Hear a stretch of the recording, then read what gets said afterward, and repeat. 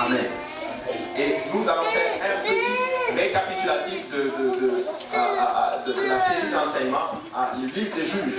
Amen. Qui peut me dire qu'est-ce qu'il a retenu la semaine passée?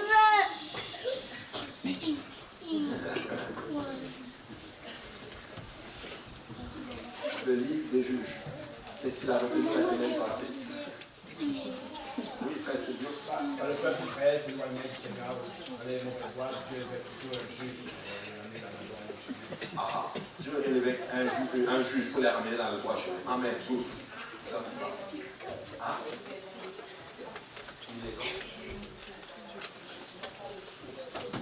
Oui, ils ont vécu avec les ennemis, ils n'ont pas vécu les ennemis. Amen. On avait vu qu'il y avait une phrase qui revenait, effectivement. Bon point. Oui, sœur Odette. Oui, c'est ça que j'attendais. Les trois chaises. Amen. Amen. Maintenant, qui peut me dire les trois chaises qu'on a étudiées? La chaise des anciens. La chaise de Josué. Et la chaise des générations après. Alléluia, c'est bon. C'est ça que je disais, j'espère que quelqu'un va dire ça. Donc les trois chaises, on va le résumer ensemble. La chaise de Josué, c'est la première génération. Ils ont expérimenté le Seigneur. Ils ont vu les miracles du Seigneur. Ils ont eu une expérience personnelle avec le Seigneur. Et leur vie se résume à une seule question. Qu'est-ce qui est bon aux yeux de l'Éternel? Amen. Et la deuxième chaise, c'était la chaise des anciens. C'est en fait, ils ont une connaissance occasionnelle, alléluia, des miracles du Seigneur. Ils ne peuvent pas, ils suivent littéralement le Dieu de leur Père sans pour autant avoir la conviction. Ils ne comprennent pas littéralement la foi de leur Père. Leur vie se résume à une seule chose. Qu'est-ce que je peux faire pour faire plaisir à vous, nos pères, littéralement? Et on avait vu que certaines personnes arrivent même à cette place-là, ils sont assis dans cette chaise-là. Qu'est-ce que je peux faire pour te faire plaisir, pasteur, par exemple? Amen. Nous devons faire pour faire plaisir au pasteur, mais ça ne doit pas être le motif. Le motif, c'est qu'est-ce que je dois faire pour faire plaisir à Dieu? Et Dieu va te dire, suis ton pasteur. Amen. Mais si ta modification dit, je veux faire plaisir au pasteur, tu peux désobéir à Dieu. Amen. Donc ça, c'est très important. Troisième chaise, c'était la chaise des autres générations. C'est eux-là qui n'ont pas eu, en d'autres termes, d'expérience avec le Seigneur. Leur vie se résume à une seule question. Qu'est-ce qui est bon à mes yeux?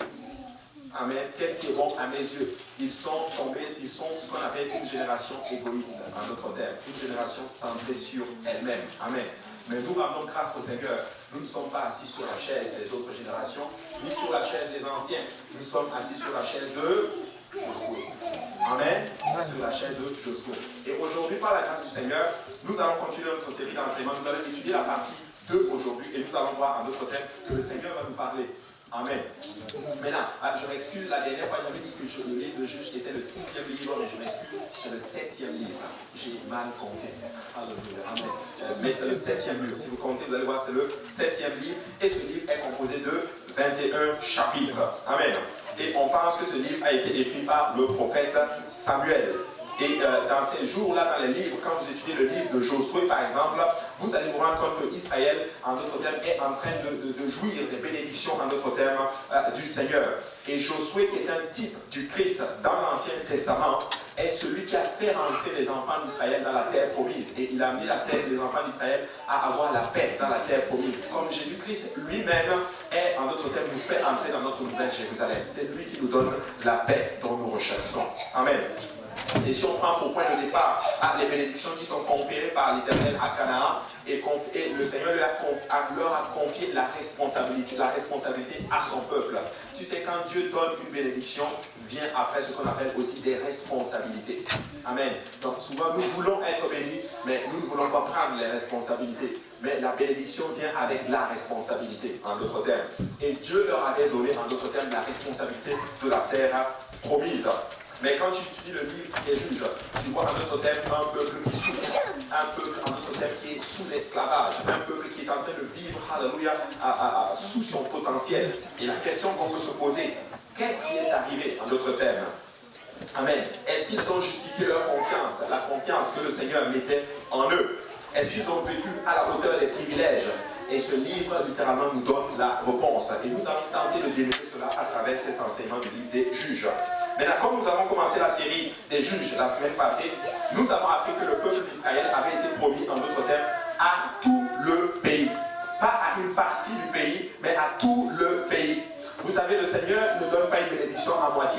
Seigneur veut que tu possèdes tout.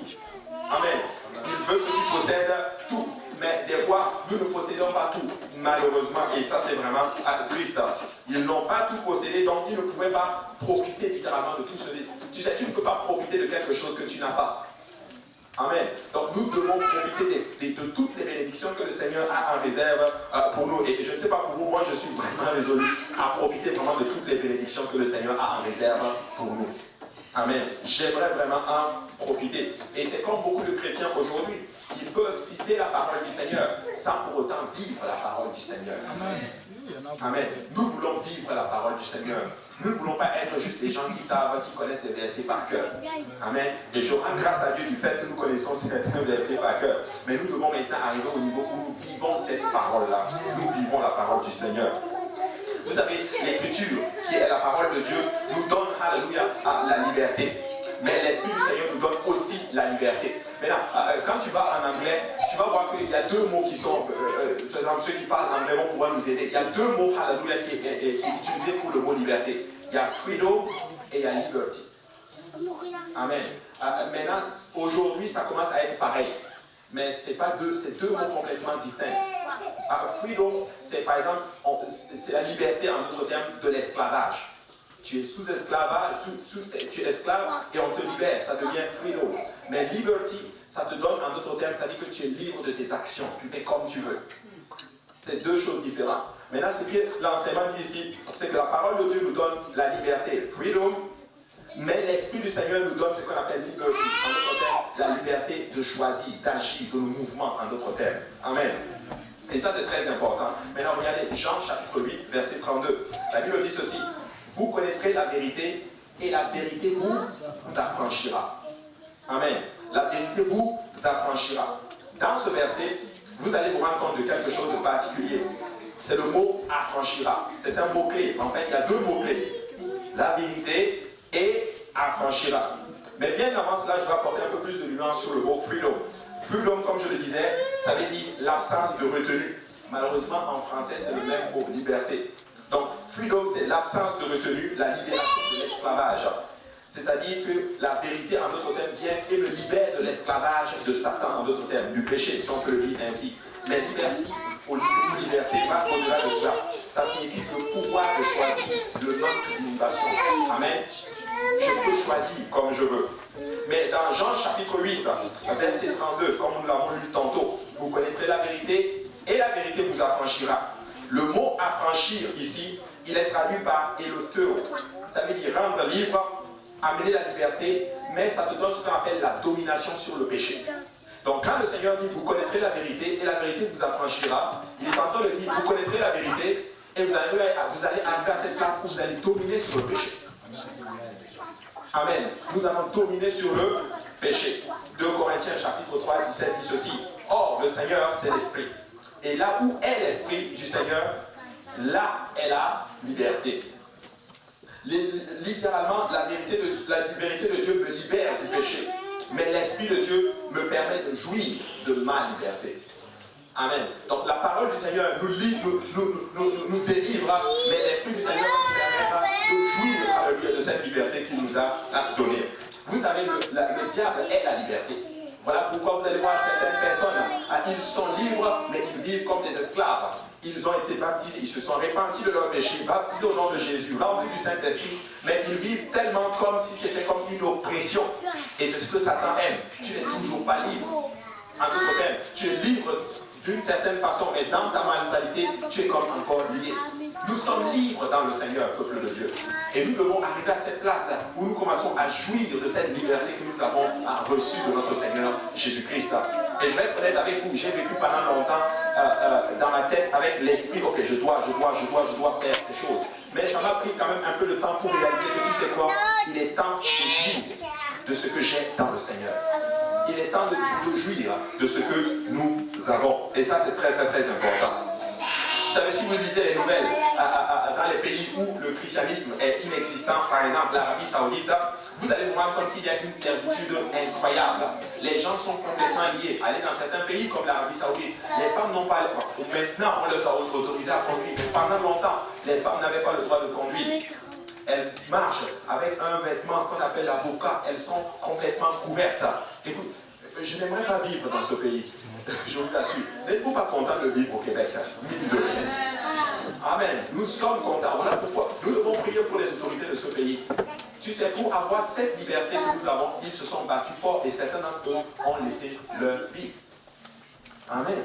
Ils ont laissé leur vie. Mais quand vous allez dans certains pays comme l'Arabie Saoudite, il y a une servitude incroyable. Pourquoi? Parce que le diable déteste votre capacité à vivre et à exister dans un état de liberté. Quand tu commences à vivre libre dans le Seigneur, je ne suis pas en train de dire que nous commençons à faire le péché. Non. Mais j'ai même vu une définition qui disait ceci, que la vraie liberté, c'est quand nous choisissons de faire ce que nous ne voulons pas faire. Amen. Nous choisissons de vivre dans la sanctification alors que nos désirs nous poussent à vivre dans la chair. Nous disons, nous allons vivre dans la sanctification, ça c'est la vraie liberté. Et notre définition dit ceci, la vraie liberté c'est quand tu choisis ton maître. Amen. Alléluia. Nous avons choisi Jésus et pas le monde. Nous avons choisi Jésus et pas Satan. Nous sommes réellement libres. Amen. Nous sommes réellement libres. Maintenant, le diable a mis à contre-cœur que certains d'entre vous sont maintenant plus ou moins libres de ses griffes en ce qui concerne le péché individuel. Mais il continue à combattre vicieusement toute l'Église. Amen. Si le diable commence à attaquer une personne et qu'il voit que non, il y a telle personne qui réussit à lui échapper, il commence en d'autres termes à attaquer toute l'Église. Et peuple de Dieu, vous pouvez être sûr qu'une Église qui vit dans la sanctification, qui persévère dans la prière, qui persévère, alléluia, dans les voies du Seigneur, le diable va attaquer. Il ne va pas attaquer ceux-là qui ne vivent pas pour le Seigneur. Il va attaquer ceux-là qui vivent dans la sanctification. Voilà pourquoi nous avons comme souvent certaines oppressions. Nous avons comme certains obstacles, si on peut le dire ainsi. Parce que le diable n'aime pas, alléluia, un peuple qui vit dans la sanctification. Un peuple qui réalise qu'ils sont libres dans le Seigneur. Nous sommes libres maintenant du péché, en notre terme. Nous pouvons dire, je ne fais plus ces choses. Amen. Et ça, c'est très, très, très important. Mais il continue à combattre. Pourquoi? Parce que la liberté, c'est une des plus grandes menaces du royaume de Satan. Amen. C'est l'une des plus grandes menaces du royaume de Satan. Quand le peuple de Dieu commence à réaliser sa liberté littéralement, écoutez, c'est très important que nous réalisons, peuple de Dieu, que nous sommes libres dans le Seigneur. Nous ne faisons pas ces choses parce qu'on nous force à faire ces choses, mais nous faisons ces choses parce que nous réalisons, alléluia, que nous sommes libres maintenant de nos mouvements. Amen. Très important. Le diable n'a pas changé de tactique depuis 6000 ans. Il attend jusqu'au moment de la récolte, puis il commence à envahir avec une invasion.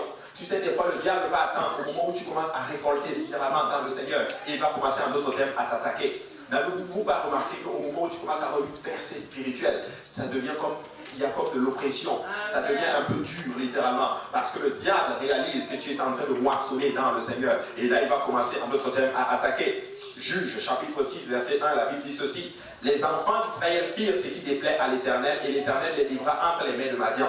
Pendant 7 ans, la main de Madian fut puissante contre d'Israël. Pour échapper à Madian, les enfants d'Israël se retiraient dans les ravins des montagnes, dans les cavernes et sur les rochers fortifiés. Ils sont dans le Canaan, dans la bénédiction. Mais parce qu'ils ont désobéi à Dieu, la Bible déclare que le Seigneur lui-même les a poussés contre les mains de Madian. Mais pour échapper à cela, ils vivent littéralement dans des cachettes, dans des cachots, dans des montagnes, dans des cavernes. Ça ne ressemble pas au peuple de Dieu, cela. Nous ne devons pas vivre dans la fuite. Nous ne devons pas vivre, alléluia, dans des cachettes. Non. Ils devaient, en d'autres termes, assujettir littéralement toutes ces nations. Ils devaient vaincre ces nations-là et posséder littéralement la terre promise. Mais malheureusement, ils sont là en train de vivre dans des cachettes. Écoute, ça ne doit pas ressembler à la vie d'un enfant de Dieu, ça. Amen. Mais regardez, c'était la Bible au verset 3. Quand Israël avait semé, Madian montait avec Amalek et les fils de l'Orient et ils marchaient contre lui. Ils campaient en face de lui, détruisant les productions du pays jusqu'à Gaza et ne laissaient en Israël ni vivre, ni brebis, ni bœufs, ni ânes. Car ils montaient avec leurs troupeaux et leurs tentes. Ils arrivaient comme une multitude de sauterelles. Ils étaient innombrables, eux et leurs chameaux. Et ils venaient dans le pays pour le ravager. Israël fut très malheureux à cause de Madian, et les enfants d'Israël crièrent à l'Éternel. Il a fallu que l'oppression arrive pour que les enfants d'Israël commencent à crier vers l'Éternel. Est-ce que vous savez des fois que l'ennemi est un grand serviteur de l'Éternel? Amen. Des fois, le Seigneur va l'utiliser pour que tu tournes ton regard vers lui. Des fois, il va te faire cogner le mur pour que tu dises non, Seigneur, me voici, prends-moi. Mais le Seigneur aimait tellement Israël qu'il a permis à ce que Madian arrive, que Madian commence en d'autres termes à voler leur récolte. Tu sais, des fois, la 17 arrive parce que nous sommes responsables de la 17 et que l'Éternel lui-même est derrière. Il dit à l'ennemi, va dévorer en d'autres termes ce qu'il a amassé. Amen. Mais à chaque fois qu'il y avait une opportunité de récolte pour Israël, laissez-moi vous dire qu'il y avait les Madianites. En fait, quand il y avait la récolte, ça veut dire égale les Madianites. Quand il y avait en d'autres termes une bénédiction, tu peux être sûr que les Madianites étaient là. C'est comme s'ils avaient le flair littéralement de la bénédiction et de la récolte. Lorsqu'il y avait la récolte, ils sont là. N'avez-vous pas remarqué que des fois, tu peux même arriver à cette situation où ça attaque même tes finances. Lorsque tu as une abondance, une bénédiction financière, boum, c'est comme si les banques, à ceux à qui tu dois les cartes de crédit, c'est comme s'ils sont au courant. Au moment où l'argent arrive dans le compte, le lendemain on t'appelle. Tu nous devais tu savais que tu nous devais telle chose. Ok, vous n'avez jamais expérimenté cela, gloire à Dieu. Mais béni soit le Seigneur. Non, je ne suis plus dedans. Amen. Alléluia. Mais j'ai connu des moments comme ça et je peux vous assurer que c'est vraiment triste. C'est vraiment triste. Donc il venait et il envahissait, il détruisait les récoltes et le bétail d'Israël pour démoraliser en d'autres termes le peuple. Maintenant écoutez ceci. Madian en fait est un des fils d'Israël. C'est le fils d'Abraham littéralement. C'est le fils d'Abraham par Ketura. Vous savez que, amen, c'est le fils d'Abraham par Ketura. Et il est le fondateur de la tribu des Madianites en d'autres termes. En d'autres termes, c'est un descendant d'Abraham. Il est comme Israël, mais il n'est pas Israël. Amen. Il n'est pas Israël. Les Madianites étaient amicaux avec les Israélites tant et aussi longtemps qu'ils restaient sur les périphéries du pays et qu'ils n'y entraient pas. Tant et aussi longtemps que vous n'entrez pas dans la bénédiction, c'est correct, Israël, on est des amis. Tant et aussi longtemps que tu n'entres pas dans ta promesse, le diable ne va pas t'attaquer. Tant et aussi longtemps que tu ne te lèves pas, que tu dis, ok, il est temps pour moi de posséder. Il est temps pour moi d'avoir ma liberté. Vous êtes des amis, toi et le diable. Quand il n'y a pas d'opposition, pose-toi des questions. Mais quand il y a de l'opposition, laisse-moi te dire que tu es en train de prendre du terrain. Écoute ceci, la liberté n'est pas gratuite. Tu vas te battre pour avoir la liberté. Alléluia. Je n'ai jamais vu un peuple libre qui a acquis cela. Alléluia. Juste en restant ainsi. Ils se sont battus. Écoute, l'Europe est libre parce qu'ils se sont battus contre les nazis. Amen. Ils se sont battus contre les nazis pour avoir et jouir de la liberté qu'ils ont aujourd'hui. Amen. Les Madianites étaient amicaux tant aussi longtemps que les Israélites restaient sur les périphéries. Les Madianites feraient alliance avec les Amalécites ou quelqu'un d'autre juste pour maintenir le statu quo. Tu ne sais pas qu'est-ce que l'ennemi espère faire pour te garder dans le statu quo, pour te garder dans cette situation de pauvreté mentale. Mais peuple de Dieu, nous ne sommes pas pauvres mentalement, nous refusons en notre tête, nous sommes riches dans le Seigneur. Le mot Madian signifie bagarre, contention. Le mot bagarre signifie problème. Le mot bagarre signifie, plutôt le mot Madian signifie querelle. Amen. Et la définition, littéralement, si on peut le dire ainsi, en termes contemporains, dans un français pour que vous puissiez tous comprendre, ça veut dire lutte, dispute. C'est-à-dire qu'il crée des problèmes. Lorsqu'il arrive quelque part, il faut qu'il y ait des problèmes. Amen. Nous ne voulons pas de Madianites parmi nous. Non, amen. Amen. Non, le doyen dit non. Amen. Il y a des gens, quand ils arrivent quelque part, c'est le problème, c'est la dispute. Amen. Mais nous ne voulons pas de cet esprit-là parmi nous. Amen. Et à chaque fois qu'il y avait une opportunité littéralement de récolter, les Madianites étaient là. Ils prenaient en d'autres termes et ils volaient en d'autres termes toutes les bénédictions que les Israélites avaient. L'esprit de Madianite, c'est ceci. Moi d'abord. Moi d'abord.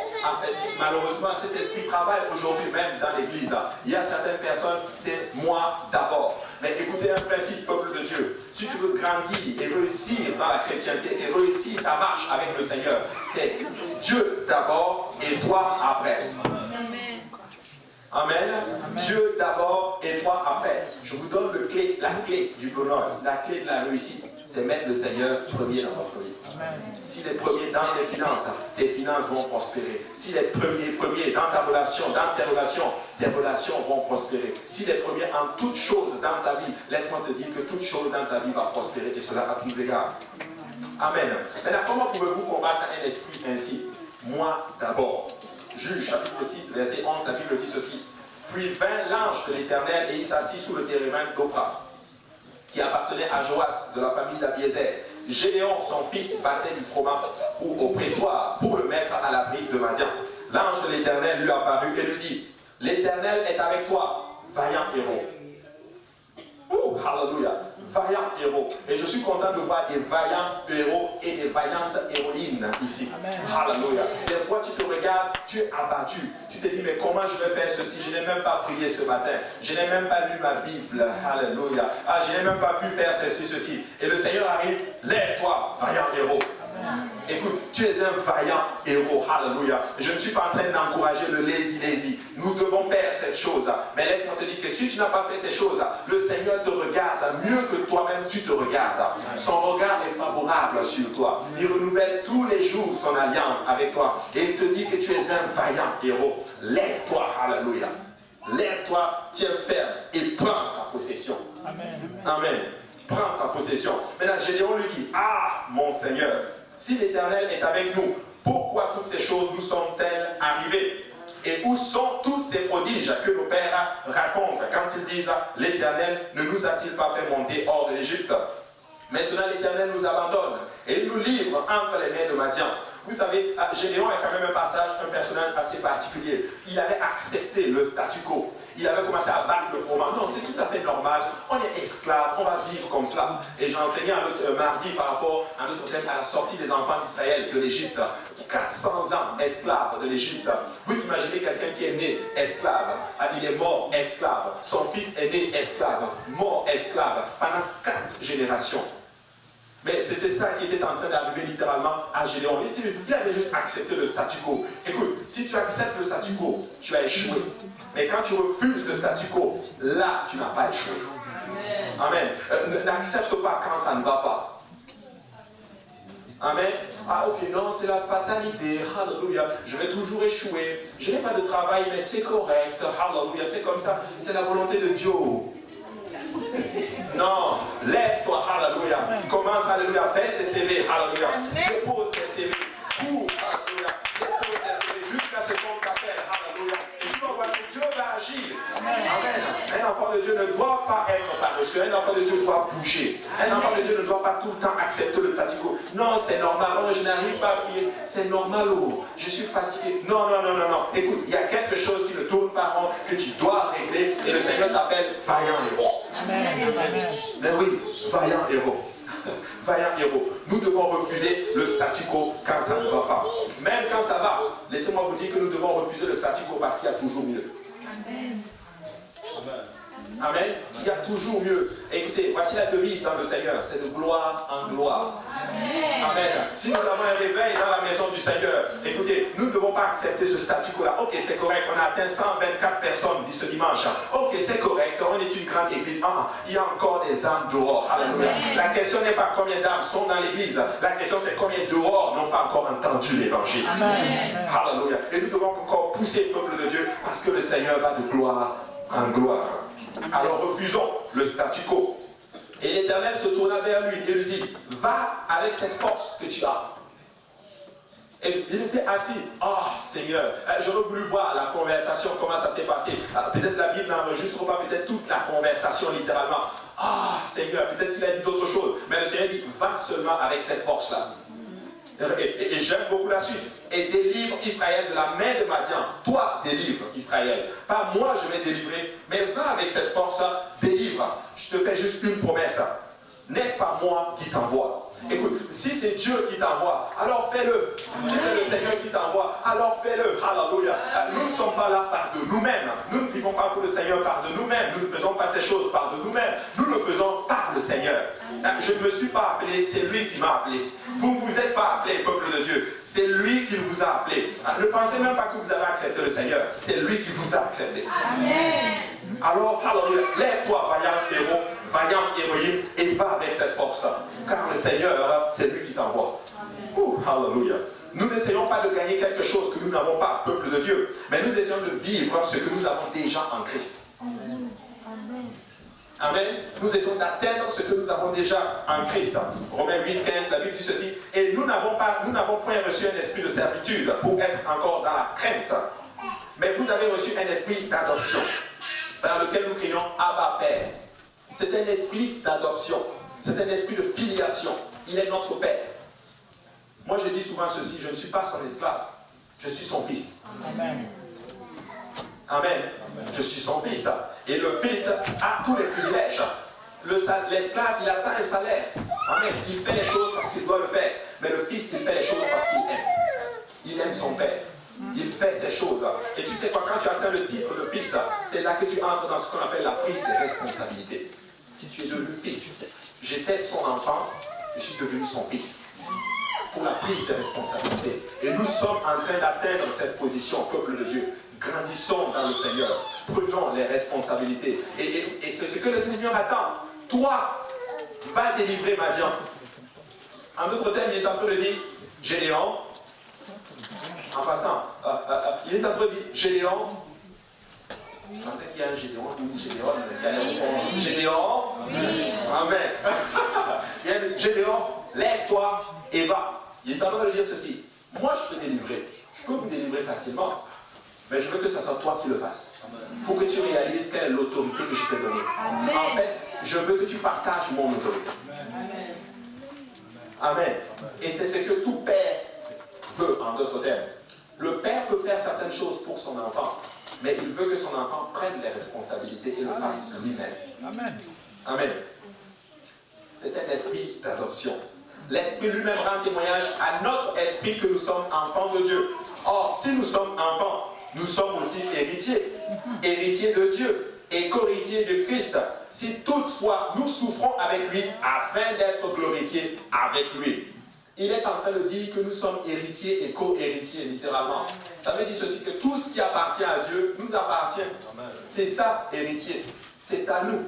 L'autorité de Christ est à nous. Son pouvoir est à nous. Ses gains est à nous. Sa création, c'est à nous. Tout ce qu'il fait est à nous. En fait, écoute ceci. Cette terre et tout ce qu'elle en fait est à toi. Amen. Parce que ça appartient à Dieu.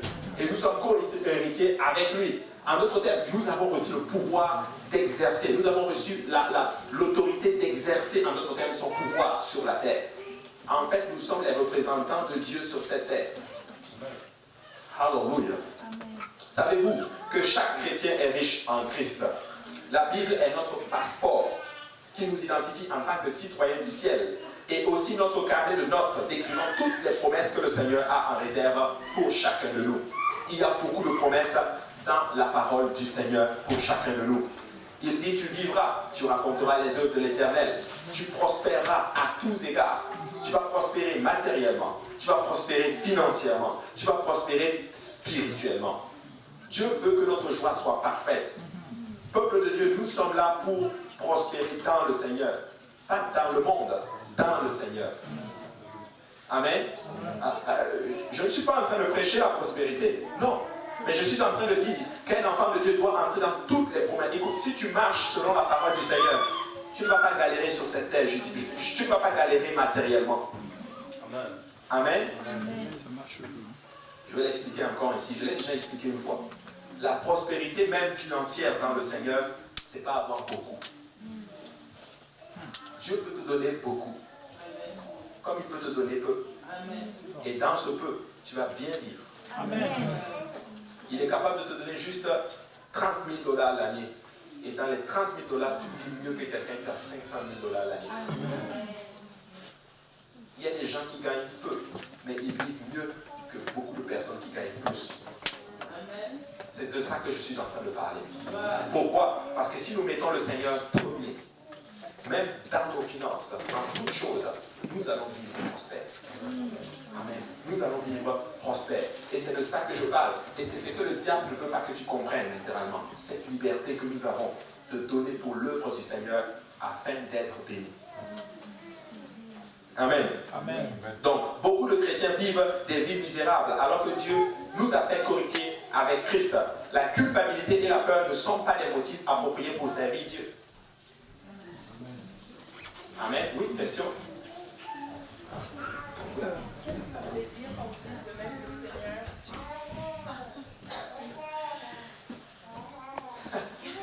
Qu'est-ce que vous voulez dire quand vous dites de mettre le Seigneur premier dans nos finances?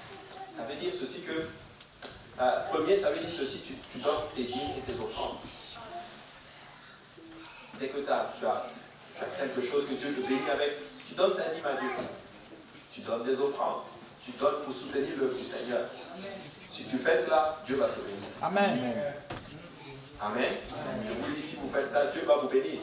Beaucoup de personnes m'ont souvent posé cette question. Mais pasteur, si par exemple, je n'ai plus rien, et je n'ai plus d'argent pour acheter les couches du bébé, et pour acheter le lait du bébé, et il n'y a plus rien, c'est souvent les cas extrêmes de l'ouverture. Qu'est-ce que je fais, pasteur? Je me dis, mais attends, qu'est-ce qui s'est passé pour que tu arrives d'abord à cette situation? Amen. Donc, ça ne fait juste pas de sens. En fait, tu es dans ce problème parce que justement, tu n'as pas mis Dieu en premier. En fait, j'ai envie de te dire, si tu es dans cette situation, commence déjà à mettre Dieu en premier. Et tu ne seras plus dans cette situation. Amen. Amen. Mais tous ceux que j'ai vus qui ont mis le Seigneur en premier ne l'ont jamais regretté. Jamais, jamais, jamais. Le Seigneur est fidèle. Amen. Amen. Il est vraiment fidèle. Tu sais, il y a certaines situations, si tu vas dire au monde, que tu fais, si tu vas dire au monde, je donne 10% de mes revenus, littéralement, pour l'œuvre du Seigneur, ils vont te dire, mon ami, tu es fou. 10%, mais tu es fou. C'est ce qu'ils vont te dire. Mais quand tu regardes leur vie, ta vie est beaucoup plus bénite que leur vie. Amen. Amen. Moi, je ne comprends pas souvent ceux qui posent la question même, ou du moins ceux qui sont luttent, pas ceux qui posent la question, mais ceux qui luttent avec la dîme. C'est ceci. C'est le gouvernement prend plus que 10% de tes revenus. Et là, ils le prennent sans te prévenir. Avant même que l'argent n'arrive dans ton compte, ils ont déjà pris leur part. Mais là, on ne négocie pas avec eux. Mais pourquoi les pays? Pourquoi Dieu dit donne-moi juste 10%. Et je vais te bénir avec ces 10%. Amen. Donc, vous savez, nous devons bénir le Seigneur. Nous devons donner pour l'œuvre du Seigneur. Amen. Ça répond à votre question? Amen. Alléluia. Donc, la culpabilité et la peur ne sont pas les motifs appropriés pour servir Dieu.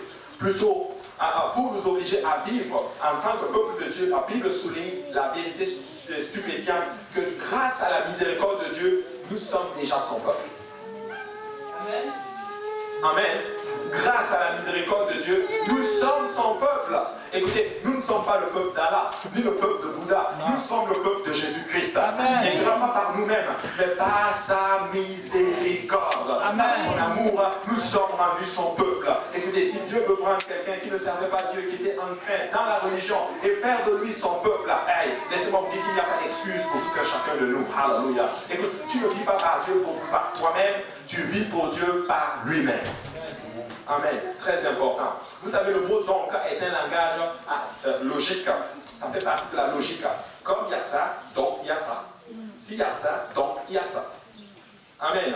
C'est un langage du royaume de Dieu. C'est comme dire à un héritier d'une fortune, littéralement, de plusieurs milliards de dollars. Puisque vous avez tout cela, alors vous devez vivre comme cela. Donc, vous devez vivre de cette façon.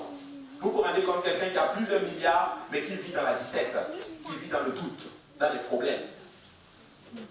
Voici encore la plus triste réalité. Quelqu'un qui a des milliards et qui vit justement dans la triste 17 alors qu'il ne sait même pas que dans son compte il y a des milliards. Moi j'imagine cela souvent quelqu'un qui meurt de soif en plein milieu de la mer. Vous voyez dans quel esprit je suis en train d'aller? Écoutez, nous vivons dans l'abondance. Écoute, quand tu vis la parole du Seigneur, le Seigneur ne va jamais t'abandonner. Si tu veux vaincre, tu dois vivre dans la parole du Seigneur. C'est le moyen par lequel nous vivons. Et les gens pensent que nous sommes aliénés. Mais regardez la société dans laquelle nous sommes. Les valeurs morales sont complètement parties. Je n'ai jamais vu une société aussi dépressive comme celle que nous avons. Une société aussi suicidaire que celle que nous avons. Une société aussi déséquilibrée que celle que nous avons. Vous savez pourquoi? Ils ont juste perdu les valeurs de la parole du Seigneur. Mais si nous mettons la parole du Seigneur en pratique, peuple de Dieu, nous allons être bénis. Nous allons marcher au-delà et nous allons dominer le péché. Amen. Amen. Nous allons dominer le péché. Puisque vous avez tout cela, vivez comme un riche. Arrêtons alors d'être avares, cessons d'être agités, cessons d'être maussades. Mais nous sommes riches dans le Seigneur. Peuple de Dieu, nous sommes le peuple le plus joyeux qu'il y a sur la face de la terre. Des fois, notre sourire, et même, nous sommes avares avec notre sourire. Nous devons être joyeux. Amen. Nous sommes riches. Nous avons été rachetés de nos péchés. Peut-être que ça ne va pas matériellement, mais tu sais quoi? Ton âme est en direction vers le ciel. Amen. Nous sommes sauvés. Nous sommes libres du péché. Et il nous a sauvés cela d'une façon gratuite. Écoutez, nous avons toutes les raisons d'être dans la joie. Souvent j'arrive, je connais un jeune, quand il arrive au travail, c'est un jeune chrétien. On lui demande, mais pourquoi tu es toujours joyeux? Mais il dit, mais je connais Jésus-Christ. Voilà pourquoi je suis toujours joyeux. Amen. Mais quand il regarde les autres, des fois ils sont là, tantôt ils sont tristes, tantôt ils sont contents. Tantôt ils sont tristes, tantôt ils sont contents. Mais l'autre est tout le temps content jusqu'à ce qu'on lui pose la question, pourquoi tu es toujours content? Parce que je connais Jésus-Christ. Parce que ma joie n'est pas juste passagère. C'est une joie permanente. Alléluia. Et il est celui qui donne la joie éternelle. Alléluia. Nous sommes un peuple joyeux. Arrêtons alors d'être agités. Amen. Des fois, nous pensons beaucoup. Nous pensons beaucoup. Et tes pensées commencent à être attaquées. Et tu commences à vivre d'une façon agitée. Et ça commence à jouer un autre thème sur ta relation même avec le Seigneur. Écoute-moi bien. Tu es libre. Le Seigneur t'a libéré. Il a sa main sur toi. Écoute, il ne va jamais t'abandonner. C'est Satan qui essaie de te tromper. Pour te dire, mon cher ami, tu sais quoi? Tu es fatigué, tout le monde te... Non, écoute, tu es dans la joie. Amen. Nous sommes heureux dans le Seigneur. Amen. Nous sommes heureux dans le Seigneur. Agissons comme les enfants du Seigneur Jésus, peuple de Dieu. Regardez ceci. Puisque Dieu est digne de ma louange, dans 1 Corinthiens 6, 20, la Bible dit ceci. Car vous avez été rachetés à un grand prix. Glorifiez donc. Que quelqu'un dise donc. Glorifiez donc Dieu dans votre corps et dans votre esprit qui appartient à Dieu. Comme puisque Dieu est digne de ma louange, alors nous devons glorifier Dieu dans notre corps, dans notre esprit qui appartient à Dieu. Écoutez, je suis arrivé tantôt et là je sais que les gens étaient fatigués. On a dit gloire à Dieu, les gens se sont levés, alléluia, le Seigneur est bon. Puisque Dieu est digne de ma louange, alors glorifiez Dieu dans votre corps et dans votre esprit qui appartient à qui? À Dieu. Amen. Donc c'est quelque chose de logique. Puisqu'il est digne de ma louange, c'est ça qui doit arriver. Mais si ça n'arrive pas, ça veut dire que nous sommes en train de dire, tu n'es pas vraiment digne de ma louange. C'est quelque chose de logique. Alors, peuple de Dieu, il est digne de notre louange. Alléluia. Nous devons le louer. Amen. Nous devons le bénir. Nous devons exalter son Seigneur. Nous devons pousser dans l'éternel et tous les jours. Tous les jours. Amen. Alléluia. Alléluia. Je parlais récemment à une maman. Et elle me disait, telle, elle va chanter tous les jours. Telle personne est fatiguée parce qu'elle chante tous les jours. Et puis elle dit, non, je lui ai dit, non, même si c'est tous les jours, c'est bon de louer le Seigneur tous les jours. Amen.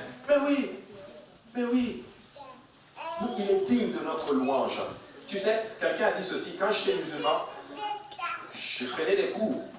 Et un enseignant a dit quelque chose, je ne suis pas musulman, je ne le suis plus. Amen. Amen. Mais je le dis pour pouvoir vous enseigner, en fait, pour que vous puissiez comprendre en d'autres termes ce que je veux dire. Il a dit quelque chose et c'est resté dans ma mémoire. Il a dit, nous ne pourrons jamais adorer, à l'époque, le Dieu là, tel qu'il le mérite. Mais c'est la même chose avec Jésus. Nous n'allons jamais l'adorer tel qu'il le mérite. Donc, l'infime portion que nous pouvons lui donner, donnons-le lui avec tout l'amour et toute l'application que nous avons. Amen.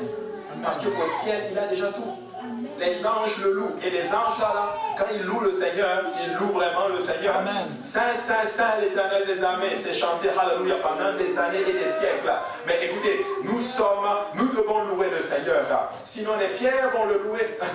Les arbres vont le louer. Les arbres le louent déjà. Alors ne prenons pas cela. Même si nous sommes fatigués, faites-en un effort. le souffle qui nous reste, donnons-lui des actions de grâce. Amen. Donnons-lui des actions de grâce. Puisque mes péchés sont sous le sang de Jésus, regardez la Bible dit Romains 8, 1, il n'y a donc maintenant aucune condamnation pour ceux qui sont en Jésus-Christ. Puisque mes péchés sont sous son sang, il n'y a plus, alléluia, de péché pour ceux qui sont en Christ.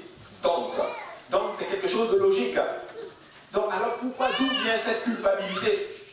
Oh non, j'ai encore fait ceci, je repense à mon passé a fait ceci. Écoutez, mon passé est triste, il est négatif, il est vraiment mauvais. Mais vous savez quoi? Mes péchés sont sous le sang de Jésus. Donc il n'y a plus de condamnation pour ceux qui sont en Jésus-Christ. Pour ceux qui ont obéi à l'évangile, baptisés au nom de Jésus, remplis du Saint-Esprit, il n'y a plus de condamnation. Les liens générationnels, les parents attaquent du pays, c'est fini tout ça. Moi, je ne crois pas qu'un enfant de Dieu puisse être attaqué par la sorcellerie. Je ne crois pas ça. Je crois que s'ils le font, au contraire, ça va. Moi, j'ai envie même de dire, faites-le. Parce que ça va juste se transformer en bénédiction. C'est ce qui se passe dans le livre, je ne sais plus si c'est l'homme de Deutéronome avec Balak et Balak. Ça s'est juste transformé en bénédiction, bénédiction pour le peuple d'Israël. Donc nous n'avons pas à craindre de cela. Il n'y a plus de condamnation pour un enfant de Dieu. Amen. Amen. J'ai l'impression que vous ne le comprenez pas. Vous êtes plus, il n'y a plus de condamnation. Amen. J'ai vu des gens qu'on a libérés de la prison. Il est pendant, tu imagines, tu es pendant 10 ans en prison. Et maintenant on te dit sors de la prison. On te sort et tu sors de la prison comme ça. Non, hein? Tu es abattu, en fait tu es choqué. En fait tu es choqué d'être libre. Tu sais même pas où tu es. Je vous dis, il y a certains d'entre eux qui veulent même retourner dedans. Parce qu'ils ne croient pas. Nous sommes libres. C'est fini. Satan n'a plus de pouvoir sur nous. Alléluia. Même s'il attaque, nous sommes libres de faire ce que nous voulons faire, de faire ce qu'il ne veut pas, ce qu'il veut que nous fassions à notre terre. Amen. Donc nous sommes libres. Donc il n'y a plus de condamnation pour ceux qui sont en Jésus-Christ. Puisque Jésus revient bientôt, Romains 13, 12 dit ceci, la nuit est avancée, le jour approche, dépouillons-nous donc des œuvres des ténèbres et revêtons les armes de la lumière. Puisqu'il revient bientôt, nous devons alors nous dépouiller des armes des ténèbres. C'est le temps de vivre pour le Seigneur. Quelqu'un va me demander, mais quand est-ce que je dois vivre pour le Seigneur Jésus? Maintenant, parce que Christ revient bientôt. Nous devons vivre sincèrement pour le Seigneur. Nous devons nous dépouiller littéralement des œuvres des ténèbres, peuple de Dieu. Et nous devons vivre dans la lumière du Seigneur. Puisque Jésus m'a tellement pardonné, Luc 6, 36, soyez donc miséricordieux comme votre Père est miséricordieux. Comme Christ m'a pardonné, alors le Seigneur s'attend à ce que toi aussi tu sois miséricordieux envers les autres. Il y a des personnes que je vois, ils disent, oh moi je peux pardonner tout sauf ça. Non, nous devons être capables aussi de tout pardonner et d'être miséricordieux. Amen. Et si tu ne pardonnes pas, et bien toi aussi ne vas pas te pardonner parce qu'il est écrit, pardonne-nous nos offenses comme nous aussi nous pardonnons à ceux qui nous ont offensés. Nous devons pardonner. Amen. Je sais que ce n'est pas facile, c'est très difficile, mais c'est avec le Saint-Esprit qu'on le fait. Beaucoup d'entre vous ont certainement été offensés. Je vais aller un peu plus loin, et vous avez même raison. Et alors, il faut pardonner. Comme Christ nous a pardonné, nous devons aussi être miséricordieux. Amen. Puisque Dieu entend et répond à la prière, Hébreux 4, 16, la Bible dit ceci, approchons-nous donc avec assurance du trône de la grâce, afin d'obtenir miséricorde et de trouver grâce, pour être secourus dans nos besoins. Et ce qu'il est en train de dire ici, c'est que nous devons nous approcher avec assurance. Comme il entend les prières, connexion logique, donc je dois m'approcher avec assurance. Pas avec crainte, pas avec peur. Je dois m'approcher avec assurance du trône de la grâce pour obtenir miséricorde et trouver la grâce. Tu sais ce que ça veut dire la grâce? Tu vas trouver une faveur que tu ne mérites pas. Il dit, comme il entend aux prières, si tu t'approches avec assurance, tu obtiendras miséricorde. Et tu vas obtenir une faveur que tu n'as pas méritée. Alléluia. Moi j'aime ce Dieu-là. Amen. Écoutez, ça c'est, j'aime ce concept-là. Écoutez, moi j'aurais tellement voulu qu'on connaisse le Seigneur Jésus-Christ. Dès que je suis né, mes parents sont dans le Seigneur, ils vivent, ils grandissent. Mais, oh, alléluia, gloire soit rendue au Seigneur. Je l'ai rencontré quand même à un certain moment. Mais vous savez quoi? J'aime le Seigneur Jésus-Christ. Il est extraordinaire. Amen. Pour être secouru dans nos besoins. Puisque Jésus prend soin de tous mes besoins, Matthieu 6, 34, ne vous inquiétez donc pas du lendemain, car le lendemain aura soin de lui-même. À chaque jour suffit sa peine. Ah, beaucoup d'enfants de Dieu vivent dans l'inquiétude. Qu'est-ce qui va se passer demain? Tu n'es même pas demain. Ne t'inquiète pas du lendemain, car le lendemain aura soin de lui-même. Le Seigneur prend soin de toutes choses. Tu sais ce que tu peux faire maintenant bien, fais le bien maintenant. Pour le moment, je ne peux pas être à demain. Alors je vais enseigner la parole du Seigneur comme la meilleure façon que je puisse le faire maintenant. Tu sais, il faut apprendre à jouir des temps présents. Et c'est le temps de louer le Seigneur. Loue le Seigneur de toutes tes forces. C'est le temps de bénir le Seigneur. Bénis-le de toutes tes forces. Parce que tu ne peux pas être à demain. Ne vous inquiétez pas du lendemain. Puisque Dieu peut tirer le bien des mauvaises situations, 2 Corinthiens 12, 9, et il m'a dit, ma grâce te suffit, car ma puissance s'accomplit dans la faiblesse. Je me glorifierai donc bien plus que volontiers de mes faiblesses, afin que la puissance de Christ repose sur moi. J'aime l'apôtre Paul. Il dit, je me glorifie dans mes faiblesses. Quand je suis faible, lui est content. Parce que la gloire du Seigneur repose sur lui. La gloire de Christ repose sur lui. Certains d'entre nous, des fois, nous ne pouvons pas faire les choses et nous sommes déprimés. Écoute, quand ça ne va pas et que les choses ne révèlent pas de toi et que tu ne peux rien, rends même grâce à Dieu parce que c'est un bon moment pour le Seigneur de glorifier sa puissance, de montrer sa puissance. Amen. Regardez, c'est pourquoi je me plais dans les faiblesses, dans les outrages. Dans les outrages. C'est quoi les outrages? C'est les persécutions, les injustices qu'on te fait. Paul dit qu'il aime ça. Paul dit, je me plais dans cela. Pourquoi? Parce que Christ va se manifester. Tu sais, quand on te persécute, quand on est injuste avec toi, sois content. Parce que Dieu va montrer littéralement sa force. Dieu va te justifier. Amen. Mais quand on te fait ceci et que toi tu réagis, Christ va dire, apparemment tu peux réagir toi-même. Je te laisse, je sors ma main. Mais laisse-moi te dire que quand toi on te fait des offenses, toutes ces choses, et que toi tu restes tranquille, tu pries même pour les autres, Christ va te justifier. Amen. Paul dit, j'aime ça. J'aime les faiblesses. J'aime quand je ne peux pas. Amen. Et c'est bon d'arriver dans une situation où nous ne pouvons pas. Alors il va prendre le relais. Il y a des situations où je suis arrivé dans une situation où, honnêtement là, c'était juste comme impossible. Je ne pouvais rien faire. Et je savais une chose, c'est la volonté du Seigneur que j'aille dans telle direction. Gloire à toi Seigneur, je sais que je ne sais pas comment tu vas le faire, mais tu vas le faire. Amen. Et il l'a fait. Regardez, car quand je suis faible, c'est alors que je suis fort. Voilà pourquoi il dit que le faible dit je suis fort, que le pauvre dit je suis riche. Alléluia. Écoutez, nous sommes forts pas par nous-mêmes, nous sommes forts dans le Seigneur. Alléluia. Plus que des millions de chrétiens, de millions de personnes n'ont pas encore entendu parler de Jésus. Matthieu 28, 19 et 20 nous dit ceci. Allez, faites de toutes les nations des disciples, les baptisant au nom du Père, du Fils et du Saint-Esprit. Nous savons que c'est au nom de Jésus. Et enseignez-leur à observer tout ce que je vous ai prescrit. Et voici, je suis avec vous tous les jours jusqu'à la fin du monde. Donc c'est des connexions logiques. Puisqu'il y a ça, donc il n'y a que ça qui peut arriver. Puisque Dieu entend nos prières, si je vais en prière avec le Seigneur, il va répondre. Amen. Amen. Donc ça veut dire que quand il y a des problèmes, cours pas vers le gouvernement, cours pas vers d'autres situations, cours vers Jésus-Christ parce que lui, il entend les prières. Amen. Amen. Dieu a dit à Gédéon, vous avez ce qu'il faut pour vaincre les Madianites. Arrêtez ce cycle de gaspillage de la moisson. Nous avons tout ce qu'il faut pour gagner littéralement. Puisqu'il y a des gens qui n'ont pas entendu l'évangile, si nous prêchons l'évangile, nous allons gagner des âmes. Aussi logique. Puisqu'il y a ça, donc il y a ça. Amen.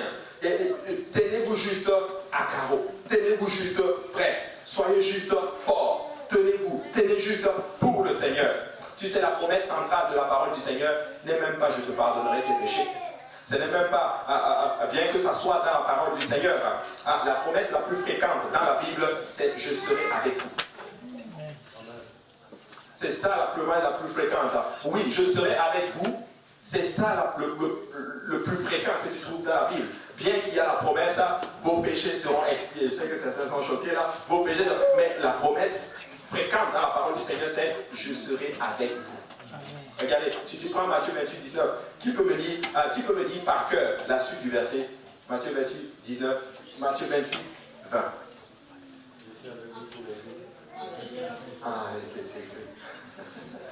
Je serai avec vous jusqu'à la fin du monde. Allez juste faire ce que je vous ai demandé de faire. Moi, je suis avec vous. Alléluia. Moi, je suis avec vous. Avant qu'Adam et Ève n'aient jamais péché ou aient même eu besoin du pardon, ils avaient la promesse de la présence de Dieu. Ils marchaient avec eux dans la fraîcheur du jour. Vous vous rendez compte que le Seigneur était avec Adam et Ève? Je ne sais pas comment était leur relation. Je vais aller plus loin. Moi, je ne pense même pas que Adam et Ève ils priaient. Pourquoi? Parce qu'ils étaient tout le temps dans la présence du Seigneur. Je crois que quand on va être dans la nouvelle de Jérusalem, on n'aura même pas besoin de prier. Parce qu'il sera avec nous. Parce que nous prions pour avoir sa présence. Mais il sera constamment maintenant avec nous. Alléluia. Amen. La promesse est venue à Enoch. Il a marché avec Dieu. La Bible dit que le Seigneur l'a même enlevé. Elle a été faite à Noé, à Abraham, à Sarah, à Jacob et tous les autres grands hommes de Dieu que nous pouvons citer littéralement, au Paul, à David, etc. etc. C'est ça, c'est la raison du courage. Ne soyez pas terrifiés, car le Seigneur sera avec vous partout où vous allez.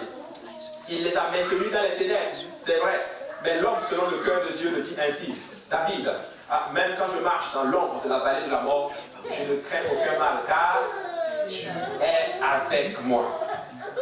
Il est en train de dire que même dans les ténèbres, le Seigneur est avec moi. Même quand je marche dans l'ombre de la vallée de la mort, mon Dieu est avec moi. Même dans le tombeau, il est avec moi. Même dans les problèmes, il est avec moi. Même dans la bonté, dans l'abondance, il est avec moi. Dans la disette, il est avec moi. Et c'est ça qui compte. J'aime beaucoup ces enfants qui chantent avec Jésus-Christ dans mon bateau. Je peux rire de la tempête. Il faut juste qu'il soit avec moi, qu'il soit avec nous. Amen. Maintenant, Dieu a donné à Israël le tabernacle et l'arche de l'alliance et de la manne et le temple et une colonne de nuée et de feu, comme au temps de notre souvenir pour leur dire, n'oubliez pas que je suis avec vous. Quand Dieu lui-même est venu sur la terre, son nom rédempteur était certes Jésus-Christ. Mais Matthieu s'est référé à lui dans son évangile par le terme Emmanuel. Dieu avec nous. Matthieu 1, 21 dit ceci, elle enfantera un fils, tu lui donneras le nom de Jésus. C'est lui qui sauvera son peuple de ses péchés. Tout cela arrivera afin que s'accomplisse ce que le Seigneur avait annoncé par le prophète. Voici la Vierge sera enceinte, elle enfantera un fils et on lui donnera le nom d'Emmanuel. Ce qui signifie Dieu avec nous. Emmanuel, il est avec nous. Quand Jésus est parti, sa promesse était « J'enverrai le Saint-Esprit pour que je sois toujours avec vous, même jusqu'à la fin des temps. » Il sera avec nous. Va juste et fais ce que le Seigneur te demande de faire. Va et prends possession. Il était en train de dire à Gédéon, Gédéon, ça fait longtemps que tu vis, alléluia, en dessous de ton potentiel. Lève-toi, tu n'as pas compris que depuis longtemps je suis avec vous. Va avec la force que tu as. Et toi, libère les enfants d'Israël. Alors tu peux faire ce que le Seigneur te demande de faire. Certains d'entre nous avons peur de l'appel du Seigneur. Je comprends cela. Quelqu'un a dit que si ça ne fait pas peur, c'est que ce n'est pas de Dieu. C'est vrai. Mais tu sais quoi, quand Dieu appelle, il équipe aussi. Amen. Amen. Il équipe aussi. À la fin des temps, lorsque le péché sera un souvenir lointain et vaincu, il sera chanté, la demeure de Dieu est maintenant parmi le peuple. Et il habitera avec eux et ils seront son peuple. Et Dieu lui-même sera avec eux et sera leur Dieu. 2 Samuel chapitre 23 verset 11, la Bible dit ceci. Après lui, Shama, fils d'Agé et d'Abar, les Philistins s'étaient rassemblés à l'Échine. il y avait là une pièce de terre remplie de lentilles et le peuple fuyait devant les Philistins. Chamma se plaça au milieu du champ, le protégea et battit les Philistins et l'Éternel opéra une grande délivrance. C'était les Philistins qui sont là et ils étaient en train d'attaquer un autre terre Israël. Mais là, il y avait un petit lambeau de terre. Chamma s'est tenu là et dit, tu ne vas pas prendre ce morceau de terre. Je vais rester là et je vais me battre. Et à travers lui, le Seigneur a opéré un très grand miracle. Savez-vous ce que veut dire Chamma? Chamma veut dire désolation. Ça veut dire étonnement. Ça veut dire tristesse littéralement. Ça veut dire trouble, destruction, si on peut le dire ainsi. Mais Jéhovah Chamma signifie le Seigneur est là. Écoute ceci. Même au milieu de la dévastation, le Seigneur est là. Ça se trouve dans Ézéchiel, chapitre 48, verset 35. Circuit 10 000 cannes. Et dès ce jour, le nom de l'Éternel, le nom de la ville sera l'Éternel est ici. Si tu vas en hébreu, le nom de l'Éternel est ici, c'est Jéhovah Chamma. Chamma veut dire désolation, mais Jéhovah Chamma veut dire l'Éternel est ici. Il est en train de te dire que même au milieu de la désolation, le Seigneur est avec toi. Amen. Éphésiens 6, 10, la Bible dit, au reste, fortifiez-vous dans le Seigneur. Et par sa force toute puissante, revêtez-vous de toutes les armes de Dieu, afin de pouvoir tenir ferme contre les ruses du diable. En fait, ce verset est en train de me dire quelque chose de particulier. Je ne te demande pas de faire plein de choses. Tout ce que je te demande, c'est de tenir ferme. Amen. Contre les ruses du diable. Ça veut dire qu'il y aura des ruses. Il va tout faire pour te faire tomber. Tout ce que je te demande, tiens ferme. Pas de compromis. Tiens ferme. Éphésiens 6, 13, la Bible dit ceci. C'est pourquoi prenez toutes les armes de Dieu, afin de pouvoir résister dans le mauvais jour et tenir ferme après avoir tout surmonté. Après avoir tout surmonté, tu dois encore tenir ferme. Tu surmontes tout, mais tu dois tenir ferme pour concéder ce que tu as déjà acquis. Tu sais, tu peux gagner et perdre par la suite. Je vais vous donner une révélation, peuple de Dieu, ce soir. Toute ta vie, ça va être la bataille. Amen. Quand j'ai réalisé cela, j'ai dit, oh, Seigneur, mais si tu tiens ferme, tu as déjà la victoire. Nous ne nous battons pas hors de la victoire, nous battons dans la victoire. Nous avons déjà gagné. Mais il veut que tu tiennes ferme. Regardez, verset 14, la Bible dit, tenez donc ferme et abhorrez la vérité pour ceinture, revêtez la cuirasse de la justice. Tenons ferme. Les Madianites n'ont aucune raison de venir prendre notre récolte. Nous sommes en train de moissonner. On était choqués de voir l'assistance le dimanche. 122 ou 124 personnes. On était juste renversés. Écoutez, c'est une récolte qu'on a eue. Vous pouvez être sûr d'une chose. Madian est à la porte. Maintenant, Gédéon, lève-toi et va avec cette force. Amen. Amen. Amen. Va avec cette force. Parce que l'esprit de Madian se manifeste à chaque fois qu'il y a une récolte. À chaque fois qu'il y a une réussite. À chaque fois qu'il y a une percée spirituelle. C'est là qu'il pointe son nez. Mais vous savez quoi? Il va rencontrer que des Gédéons. Parce que c'est Gédéon qui a libéré les enfants d'Israël des Madianites. Amen. Amen. Alors Gédéon ou Gédéon ne. Vous vous levez. Alléluia. Parce que vous avez vaincu contre les Madianites. C'est pas. Il va se pointer. Nous savons déjà cela. Mais nous savons aussi que nous allons le renverser. Que nous allons le chasser. Et nous allons le chasser d'une façon folle. Parce que si tu étudies le texte, peut-être qu'on va en parler, si tu étudies le texte, comment Gédéon a libéré Israël, ça va juste être d'une façon, c'est juste une façon folle. Qui peut me le dire? Avec peu de gens. Dieu a fait, je crois que c'était 32, après ça 20 000. Il a demandé s'il y a des gens qui ne veulent pas. Et puis il y a, je crois, près de 20 000 ont désisté. résister. Après ça, Dieu a fait un autre choix encore. Et ce que tu vois qu'il a est plein de l'eau, ces personnes-là. Et puis le restant, c'est des gens qui lavent comme des chiens. Alors, c'est avec peu de gens que toi, sans homme, que Dieu a. C'est avec peu de gens que Dieu a donné la liberté pour montrer. Dieu ne voulait pas que la gloire revienne à l'homme, mais plutôt à lui seul. Alors, avec peu de gens, il fait des exploits. Amen. C'est très bon, maman. C'est bon ce que tu as dit. C'est vraiment bon. C'est vraiment ça. Il y a quelque chose d'autre que je voulais qu'on dise. Maman, elle a. Avec des torches et des flambeaux. Bon. Et. Hein? Les cris de louange.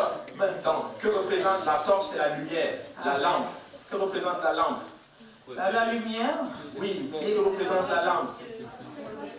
La présence de Dieu. La parole de l'Éternel est une lampe à mes pieds. Donc nous allons vaincre par la parole et par les cris de louange.